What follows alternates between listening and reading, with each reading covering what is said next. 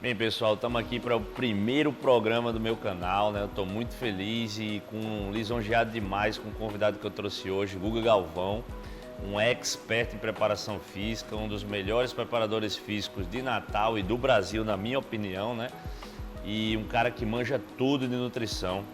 Vou ter um papo bem descontraído com ele aqui, um bate-bola, né? A gente já se conhece há muito tempo e falar mais direcionado um pouco para a evolução da nutrição, né, nesses últimos tempos, que a gente vê muito um confronto de um radicalismo juntamente com uma nutrição mais liberal, a defesa dos nutrientes, da liberdade de trabalhar com todos os alimentos ou daquela coisa restritiva demais. O Guga é fantástico nisso, ele vai saber como explicar isso direitinho para vocês. Vou fazer uma pergunta fora do meu contexto aqui, depois para ele, que eu acho que é curiosidade da maioria da galera, mas quero deixar para vocês o recado que o canal está sendo aberto, então curte, dá um like, mostra para teus amigos e se inscreve, que assim como o Guga vai participar direto, vai ter muito mais gente participando desse canal maravilhoso, que não vai falar só sobre preparação, tá bom? A gente vai falar sobre gestão, sobre fitness, todo o cenário fitness da cidade, do Brasil, atualidades, empreendedorismo, as coisas que giram em torno do nosso segmento. Então vou começar, tá? Um tema que eu queria abordar, assim, que eu acho uma curiosidade e um debate muito grande na nossa linha de trabalho, nos fisiculturistas, no bodybuilding, e uma confusão com os leigos, com as pessoas que só assistem ou acompanham a gente de longe. É assim, Guga, em tempos tão radicais, dietas tão restritivas, né? Suprimindo tanto o alimento, condenando tanto vários tipos de alimentos, você vem com a defesa de que todo nutriente é importante, de que a gente pode comer de tudo, desde que a gente não tenha uma doença, uma patologia, uma alergia ou alguma coisa assim, mas que todo nutriente vai ter sua importância e vai ter fases que você vai sim comer mais de um nutriente do que de outro, sem medo, né? E nem por isso você vai engordar ou você vai... É mais fácil que você, entrando em restrição, você limite, como aconteceu comigo, né? Os seus ganhos. Então, como é que você vê o cenário do bodybuilding, né? E eu quero que você faça uma comparação entre o cenário dos atletas e os seus pacientes com relação ao seu modo de trabalhar e o extremismo do praticamente a restrição quase que total calórica, assim, aquela defesa da dieta hipocalórica. Eu vejo pessoas que elas só comem pela mínima necessidade possível ali, né? Então como é que você vê isso? Como é que você vê que os bodybuilders aceitaram isso, né? De poder comer um pão, um doce de leite, alguma coisa assim, e também os seus pacientes? Com certeza, como você já tinha falado anteriormente, o bodybuilding ele passou por inúmeras fases, né?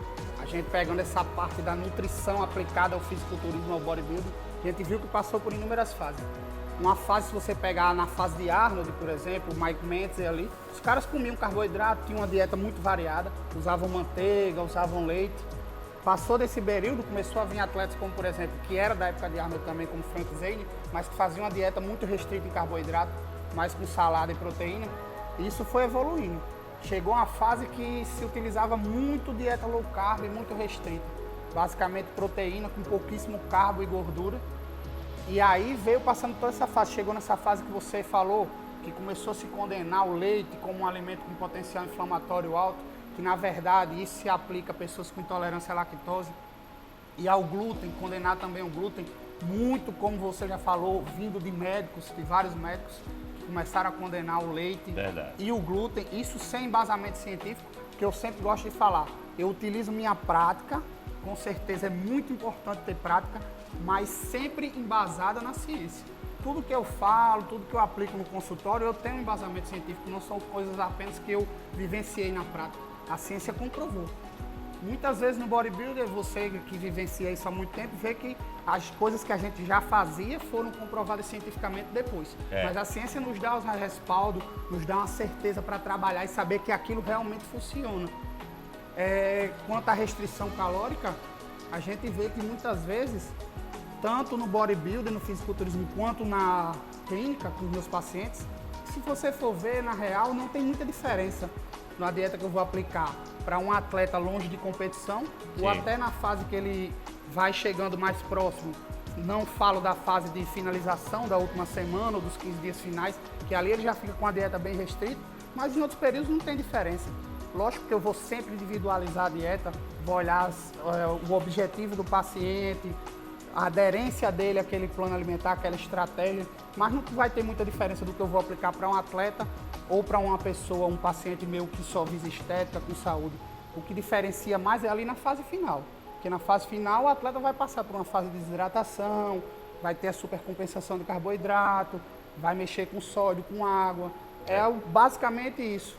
Mas fora, é onde se separa os homens dos meninos, viu? Essa e fase aí final. A gente vê o quê?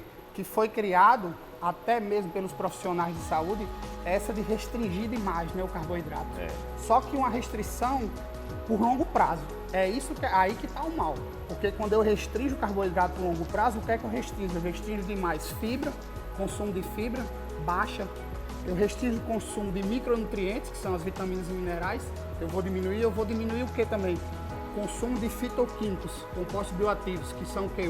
Por exemplo, o resveratrol da uva, são antioxidantes que vão atuar na eliminação de radicais livres. Então isso daí que a longo prazo pode trazer um prejuízo. Além disso, o que é que a gente questiona? A aderência do paciente ao plano alimentar. Quando você fica em restrição por muito tempo, você vai começar pelo mecanismo de recompensa a sair da dieta. Ninguém consegue se segurar na dieta muito restrita a longo prazo. Então você começa a se sabotar. Você vê que isso aí é comprovado cientificamente. Seja por uma adaptação metabólica, que acontece a longo prazo, ou até mesmo a um prazo mais curto, por um mecanismo de recompensa do seu corpo. Você vai começar a se sabotar. Então por isso que é tão importante periodizar. Ciclar carboidrato, não ficar direto numa fase low carb. Mas lógico, com certeza com a estratégia low carb é uma estratégia válida. Uma coisa que eu noto assim é que na dieta deles o cara não tem necessidade de jacar. Você não tem necessidade de sair da dieta. Você está sempre bem alimentado, você está sempre forte. É muito mais fácil clinicamente, né? Tanto para o atleta quanto para o paciente, ele causar uma aderência maior a essa dieta por muito mais tempo. E ele vai ter resultados muito sólidos. Só precisa ter um pouco mais de paciência. É lógico que você, entrando logo em restrição, com certeza você vai perder muito líquido, né, Guga? O aspecto físico, ele vai... Ponto-chave aí. Duas coisas que você falou extremamente importantes. Um ponto-chave para se conseguir ter sucesso no planejamento alimentar é a aderência. Porque você vai conseguir se manter no plano alimentar por muito tempo. E aí que vem o resultado. Outro ponto que você falou, a dieta muito restrita, o que é que ela faz? Uma low carb muito restrita, uma cetogênica, você perde muito líquido. Muitas pessoas muitas vezes se impressionam com isso. De em um curto prazo de tempo perder muito peso. Só que essa maior parte de peso foi em líquido. Quando você voltar a comer carboidrato, É por isso, pessoal, que vocês veem a pessoa fazendo a semana não sei de quê, semana detox, e a pessoa perde 3, 4 quilos assim. Não, Chicão, mas pô, é tanto, mas deu certo demais, olha aqui o peso. E logo depois ela faz a mesma semana de novo, eu já tive vários clientes que fizeram isso, e não cai nada, ou cai 1 quilinho. Por quê? Porque ganha de volta. Ou ganha de volta, porque aquela retenção que saiu naquele primeiro momento, assustadora, né? A pessoa, ela associa a gordura. Então, eu estou emagrecendo, isso aqui está dando certo, é fantástico. Que é justamente o que a gente utiliza com o atleta, o quê? Naquela semana final. Deixar o carbo bem baixo, para quê? Manter a insulina estável. E eu não falo aí de insulina no aspecto de atrapalhar a perda de gordura, mas de eliminar líquido. Manter a insulina estável, que é isso que acontece nessas dietas restritivas no início. Você vai perder líquido, vai desidratar, por isso que seu peso cai. Essa estratégia aí é extremamente válida para quê? Para um atleta na finalização. Você quer tirar líquido, deixar a pele fina. Isso. Beleza, galera. Olha só o nível dessa entrevista, né? É por isso que eu sou apaixonado por esse esporte e pelas pessoas que fazem parte dele. Chicão, só interrompendo, uma coisa muito importante que você falou, né? Dessas dietas aí restritivas, que as pessoas perdem peso rápido. Eu sempre me deparo, isso é interessante, sempre me deparo no consultório com pessoas que chegam e Guga, a cetogênica deu muito certo em mim. Aí eu pergunto à pessoa, mas por que você está aqui? Se tivesse dado certo, você não estava aqui me procurando. Ou você tinha continuado segurando seu físico, ou tinha ficado na sua nutricionista de antes, né? Ou no seu médico, seja lá o nutrólogo, quem estava lhe acompanhando. Verdade. Porque se você teve reganho de peso, e muitas vezes aquela pessoa que está ali me procurando, ou ela teve um reganho e voltou ao peso que tinha antes, ou até fica com um peso maior do que tinha anteriormente. Então, quer dizer, essa estratégia não deu certo. Se você for ver, não estou aqui exaltando o meu trabalho, mas falando de uma metodologia que seja aplicável para qualquer pessoa ter o resultado e segurar. Se você for ver, os meus pacientes, eles têm sucesso porque eles conseguem manter resultado. Porque eu vou periodizar a dieta. Eu não vou deixar a pessoa numa dieta restrita, low carb ou cetogênica, que hoje em dia eu nem utilizo mais a cetogênica, porque a cetogênica você deixa a gordura em 50% ou até mais. Eu não utilizo mais essa estratégia. Eu utilizo mais uma low carb mesmo, com mais proteína, mas eu nem utilizo mais cetogênica, e a low carb eu vou utilizar ela por algum período. Quando o cara já vem secando, já vem na dieta há muito tempo, aí eu deixo ele naquele tempo mês, eu vou ver a aderência dele, se ele está conseguindo seguir o plano. Quando eu vejo que o cara já está começando a se sabotar, isso é tudo uma conversa. Por isso que todos os meus pacientes têm meu WhatsApp. Tem acesso a mim a hora que eles quiserem. O Guga, ele tem pacientes junto comigo, né? Aluno meu que é paciente dele, ele já fez transformações incríveis, a gente junto, tenho muito orgulho. Inclusive agora a gente está com um que é bem focado, Pedro Dias, e é justamente isso que a gente está falando, que está acontecendo com o Pedro. Está super satisfeito, super feliz, não deixa de comer nada, não sente necessidade de jacar.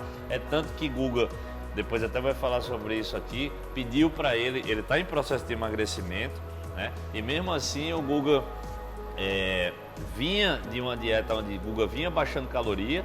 Se eu não me engano, agora você aumentou a caloria um pouquinho ou manteve. Justamente. E ainda soltou uma refeição livre pro cara, né? Num dia na semana. E o cara não estava conseguindo fazer aquela refeição livre, assim. Porra, eu não sinto necessidade, e a mente travando, né? E Guga, não, pô, eu quero que você coma livre. Se tiver vontade, pode comer. É justamente uma refeição que eu abro ali para você comer um alimento que não está no seu plano alimentar e que você tem vontade. Causar mais aderência ainda, né? E ele usou justamente, eu usei essa estratégia nele que eu estava descrevendo anteriormente. Eu vim baixando o carboidrato dele aos poucos e chegou no momento que eu vi que o carbo já estava muito baixo, ele já estava sentindo fome, então o que é que eu faço? Subi o carboidrato, mas ele ainda não atingiu o objetivo que a gente quer, que é deixar no percentual de gordura próximo dos 10%. Então o que é que eu fiz? Subi o carboidrato, subi as calorias, só que eu ainda deixei com déficit calórico pequeno. Entendeu? Então ele não vai ganhar gordura. E aí, galera, o que foi que aconteceu? Ele falou, Chico, como é que pode um negócio desse? O meu peso não subiu. Primeira semana o peso deu uma subidinha, ele teve que tomar normal, a retenção. Ele teve que tomar uns remédios também, ele estava me contando. Depois o peso. O Pedro chegou com quase 100 quilos e a gente com pouco tempo de trabalho assim, a gente vem fazendo um trabalho bem sólido, bem tranquilo, mas não faz mais de ano, né, Guga? Acho que faz... Ele voltou faz pouco tempo. Faz pouco tempo, menos de um ano, 6 meses a 8 meses, e ele já está com menos de 80 quilos, 78 ou 76 quilos, se eu não me engano, entendeu? E mesmo com o aumento de carboidrato e mesmo com a refeição livre, o cara não aumentou nada de peso. Então, para vocês verem como é lenda, né, a questão do carboidrato vilão. Um ponto, Chicão, extremamente importante que eu vejo desse fato da restrição muito alta, que eu percebo, é uma coisa que eu tenho assim, uma impressão minha, quando eu me deparo no paciente no consultório, e que isso sirva até de crítica construtiva para outros profissionais. Muitas vezes eu pego um plano alimentar de outro nutricionista, ou às vezes eu nem gosto de olhar, eu quero que a pessoa descreva o que ela está fazendo naquele momento, independente do plano que o nutricionista passou. Quero saber o recordatório, o que ela está fazendo. Mas eu percebo que o quê? Muitas vezes essa restrição calórica tão alta só pode se dar por um fator. O profissional ali não calculou o gasto calórico, o gasto energético total do paciente. Isso acontece demais. Então, como ele não sabe quanto o paciente dele está gastando, que isso é simples, é um conselho que eu dou a todo nutricionista iniciante que vem me perguntar sobre isso, use uma fórmula para cálculo de gasto energético total. Assim como o Matheus, que você considera um pupilo seu, né, que tem parceria com a gente, e para mim é como se fosse meu irmão mais novo, foi um dos maiores conselhos que eu dei a ele. Matheus, você tem que calcular gasto energético. Você sabe que até a gente comentou isso, que a gente conversa muito entre si, e foi um dos conselhos que eu dei a ele, ele levou e você viu a evolução, né, dos pacientes dele. Que ele está tendo muito mais aderência hoje em dia. Isso serve para qualquer profissional. Muitas vezes eu me deparo, ou profissional, que eu não quero acreditar nisso, teve preguiça de calcular, ou ele simplesmente não calculou, porque não sabe, e muito eu vejo que o nutricionista passa em média uma semana para entregar a dieta. E é um outro conselho que eu dou, entrego a dieta na consulta, na hora. Eu faço a dieta com o paciente lá sentado na minha frente, descrevendo. Estou dizendo, ele quer que eu coloque isso. É eu verdade. ainda calculo a dieta na hora, entrego. Por mais com que as demore calorias, um pouquinho macros. mais. Minha consulta com o paciente inicial vai demorar em torno de 1h30. Dependendo do paciente, chega até 2 horas. Mas eu entrego o plano alimentar na hora. Muitas vezes o cara leva para uma semana para entregar e nem calcula o gasto energético, não sabe as calorias que ele está fornecendo ali na dieta, faz um cardápio meramente, como é que eu posso falar, qualitativo, não Eu acho que quantitativo. o cara trabalhar sem saber o gasto energético total do cliente, do paciente ali, é meio que trabalhar às cegas, né? Porque eu não sei como é que ele pode mensurar o quanto de caloria, né, de forma Se ele assertiva. tiver muita prática, como hoje em dia eu faço, muitas vezes se eu pegar você, um cara que eu já conheço, eu não preciso calcular. Eu já vou ter uma noção. Sim. Pelo seu peso, pelo seu percentual de gordura, Sim. eu já vou. Pelo meu feeling, eu já sei. Sim. Mas a dica que eu dou, se você não tem prática para isso, calcule. E qualquer fórmula que você utilizar, isso eu já testei. É uma coisa que Dudu Halush, que foi meu professor de pós-graduação, um cara que você conhece, que a gente admira. Monstro. Inclusive, tem que ser citado porque foi um dos caras que revolucionou a nutrição Se aplicada Deus ao quiser, um dia fisiculturismo vai no estar Brasil. aqui, viu? Com certeza. E ele fala muito, use uma fórmula, porque ele mostra isso na aula dele. É uma coisa que eu já testei. Qualquer fórmula que você usar, a diferença é mínima. Tem fórmulas que são simples. Em 5 minutos, 3 minutos você calcula. Sim. Gasto energético, calcula o TMB do paciente. E isso aí vai lhe dar o que? O norte, para você não gerar justamente um déficit calórico desse. Porque eu pego o paciente com déficit calórico acima de 1000 calorias. O Nossa. cara não tem aderência. Eu sempre digo que um paciente natural, e aqui vamos separar hormonizados, que é uma diferença do Sim, cara com que faz a certeza. utilização de esteroides anabolizantes para um indivíduo natural, que o indivíduo natural eu não deixo um déficit calórico maior que 500 calorias. Eu Sim. sempre vou ficar nessa faixa. Se passar é muito pouco. Já um indivíduo hormonizado, fazendo uso de esteroides anabolizantes, por ser anticatabólico, por estimular a síntese proteica, eu consigo deixar um déficit maior, muitas vezes chegar até em 1000 calorias de déficit. Pra você ver, né, como faz diferença. É uma das diferenças. E às básicas. vezes você tá lá num déficit absurdo e continuaria emagrecendo comendo muito mais, vocês entendem? Você Exatamente. poderia estar comendo mais e tendo o mesmo resultado. E tá ali suprimindo, tá debilitado, tá perdendo rendimento no seu trabalho, perdendo rendimento no seu treino, porque o rendimento no treino é importantíssimo, né? O treino é a sinalização do que você espera do seu corpo. Então, tem que abrir o olho para isso, galera. Procurar um profissional dessa forma e até se inteirar na hora da consulta, se ele vai fazer desse cálculo do gasto total seu diário, é muito importante, viu? Beleza, galera? Então fica ligado, vocês estão vendo o nível dessa entrevista com esse posto de conhecimento aqui e a gente vai dividir em vários capítulos, tá bom? Para ficar melhor para vocês assistirem e ficar menos cansativo. Beleza? Não precisa falar demais. Tamo junto, Guga. Obrigado. Valeu, mestre. Vamos para a próxima.